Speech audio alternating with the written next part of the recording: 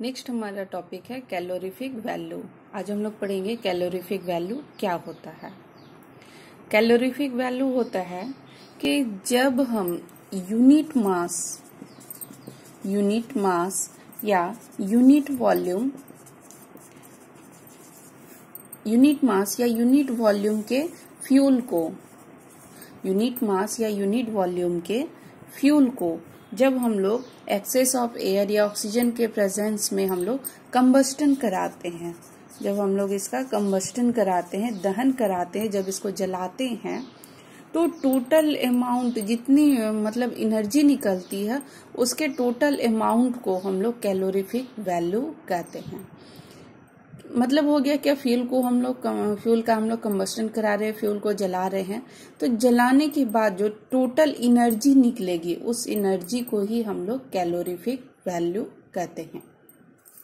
अब इसका डेफिनेशन देख लेते हैं, बाय प्रोसेस देख लेते हैं। The total amount of energy, पहले ही बोले टोटल अमाउंट ऑफ एनर्जी जो प्रोड्यूस्ड हो रही है, the total amount of energy produce on किसके, कंप्लीट कंबस्टन कराने के बाद, ऑन कंप्लीट कंबस्टन, जब कंप्लीटली कंबस्टन हो जाए उसके बाद, ऑन कंप्लीट कंबस्टन ऑफ किसका, फ्यूल का। तो यूनिट मास या यूनिट वॉल्यूम, यूनिट मास होगा जब सॉलिड फ्यूल लेंगे, यही अगर यदि लिक्विड या गैस फ्यूल रहता है तो वहां पे यूनिट वॉल्यूम लेते हैं। तो यूनिट मास या फिर और unit volume of a fuel किसके प्रेजेंस में, ये जो कंबस्टन कराएंगे किसके प्रेजेंस में, ऑक्सीजन के प्रेजेंस में या एक्सेस ऑफ एयर के प्रेजेंस में। तो in the presence of excess of air या फिर ऑक्सीजन, ठीक है। तो ये होता है हम लोगों का कैलोरीफिक वैल्यू। कैलोरीफिक वैल्यू क्या हो गया कि जब कंप्लीटली कंबस्टन कराया जाता है किसका, यूनिट मास या यूनिट वॉल्यूम के फ्यूल का, जब हम लोग कंप्लीटली कंबस्टन कराते हैं तो कंबस्टन किसके प्रेजेंस में, तो एयर के प्रेजेंस में, तो जो total amount of energy produced होती है उसी को हम लोग कैलोरीफिक वैल्यू कहते हैं।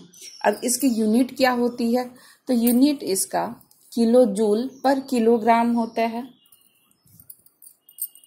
किलो जूल पर किलोग्राम होता है, या फिर इसका किलो कैलोरीज पर किलोग्राम या कैलोरीज पर ग्राम भी होता है।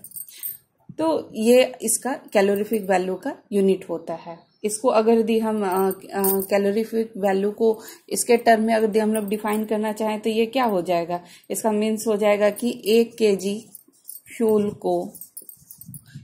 फ्यूल को जब कंप्लीटली बर्न कराया गया, 1 केजी फ्यूल को जब कंप्लीटली बर्न कराया गया तो जितनी मात्रा में किलो जूल एनर्जी मिलेगी, जितनी मात्रा में किलो जूल एनर्जी जनरेट होगी, वही उसका कैलोरीफिक वैल्यू कहलाएगा, ठीक है। 1 केजी फ्यूल को जब कंप्लीटली बर्न कराया जाएगा, कंबस्टन कराया जाएगा, तो जितनी मात्रा में जितनी किलो जूल एनर्जी प्रोड्यूस होगी उसको हम लोग कहेंगे कैलोरीफिक वैल्यू, ठीक है।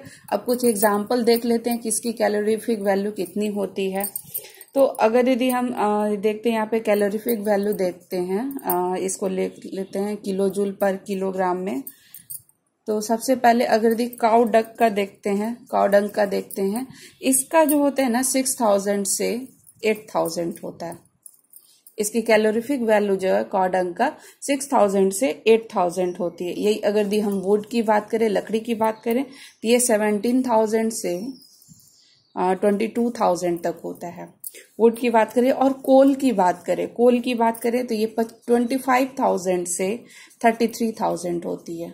उसके बाद पेट्रोल, केरोसिन, डीजल, बायोगैस, ये 4 का सेम होता है 45,000। पेट्रोल, केरोसिन, डीजल, और बायोगैस, ये सब की कैलोरीफिक वैल्यू 45,000 होती है, 45,000 होती है। और इसमें अगर मीथेन की बात करें तो मीथेन का हो जाता है, मीथेन का 50,000 होता है कैलोरीफिक वैल्यू। और अगर यदि हम एलपीजी या CNG gas, LPG liquid petroleum gas, ये टॉपिक भी आप लोगों को पढ़ना है आगे, और सीएनजी यानी कंप्रेस्ड नेचुरल गैस, उन दोनों का, सीएनजी का तो 50,000 इसी के इक्वल हो जाता है, और एलपीजी का 55,000 होता है, एलपीजी का 55,000 होता है, और CNG compressed natural gas liquid petroleum gas, CNG का 50,000 होता है। और सबसे ज्यादा जो कहते हैं हाईएस्ट कैलोरीफिक वैल्यू वो होता है हाइड्रोजन का, हाइड्रोजन का 1,50,000 होता है कैलोरीफिक वैल्यू। सबसे ज्यादा जो कैलोरीफिक वैल्यू होता है वो हाइड्रोजन का होता है। तो ये था कैलोरीफिक वैल्यू, मतलब कुछ फ्यूल्स का कैलोरीफिक वैल्यू। एलपीजी का 55,000 होता है, इधर पेट्रोल, केरोसिन, डीजल, बायोगैस का 45 पे ही रहता है। सबसे कम कावडंग का 6 से 8,000 रहता है, वुड का 17,000 से 22,000 होता है, कोल का 25 से 33,000, मीथेन का 50,000, एलपीजी का 55, सीएनजी का 50,000, हाइड्रोजन का 1,50,000, सबसे ज्यादा हाइड्रोजन का होता है। अब कैलोरीफिक वैल्यू के क्लासिफिकेशन की बात करें तो इसको दो भाग में बांटा गया है, एचसीवी और एलसीवी। कैलोरीफिक वैल्यू को दो पार्ट में बांटा गया, एचसीवी और LCV.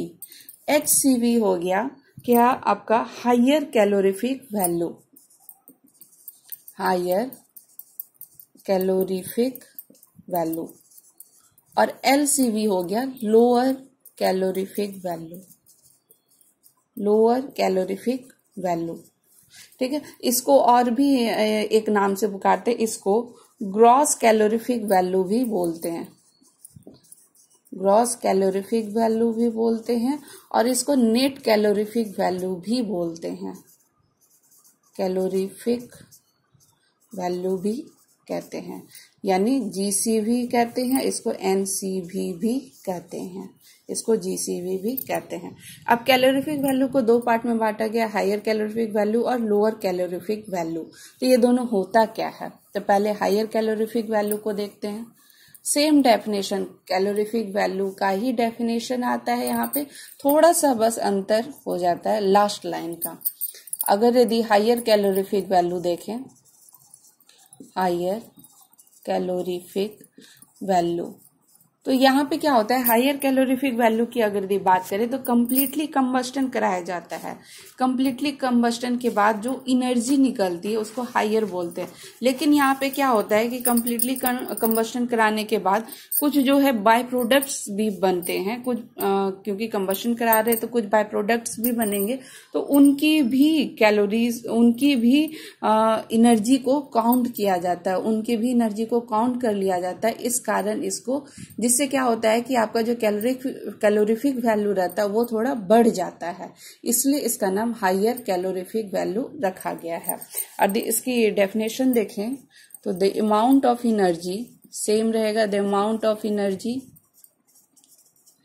The amount of energy कब, द अमाउंट ऑफ हीट या energy produced, the amount of heat बोलना ज्यादा अच्छा रहेगा ताकि आप लोगों को न्यूमेरिकल्स बनाने में सही रहे।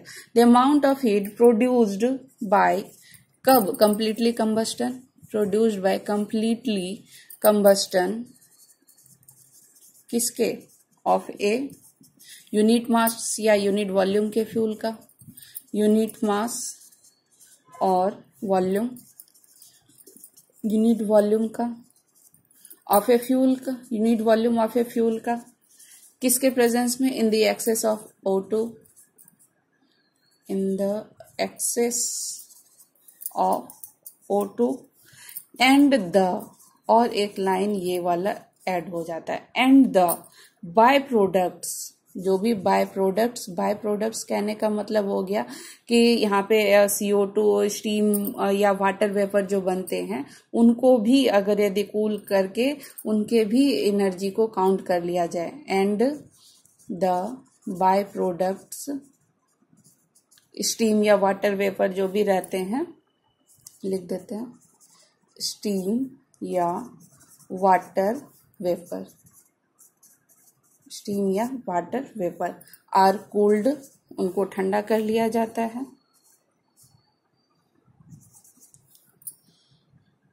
एट रूम टेम्परेचर पे, एट रूम टेम्परेचर पे। और यहाँ पे क्या होता है, energy of the by products can recovered, energy जो है बाय प्रोडक्ट्स की एनर्जी को भी रिकवर्ड कर लिया जाता है। Energy of the by products recovered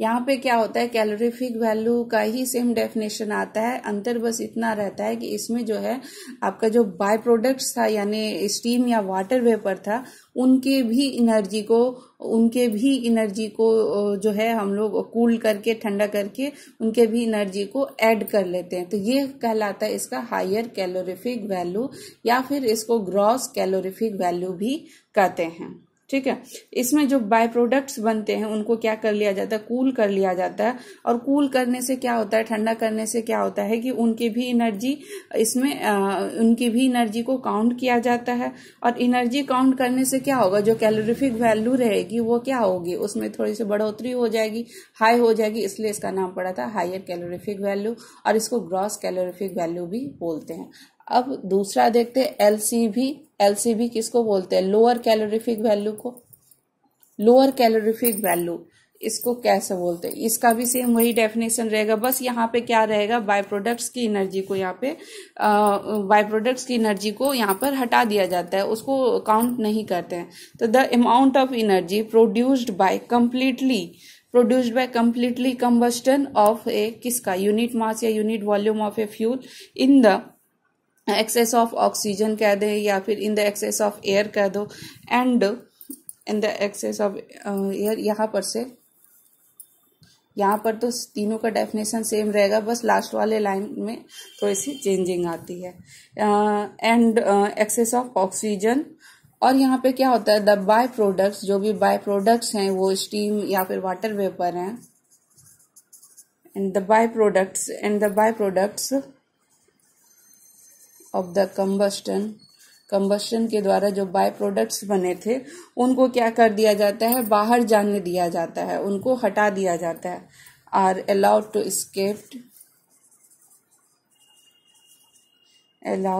escape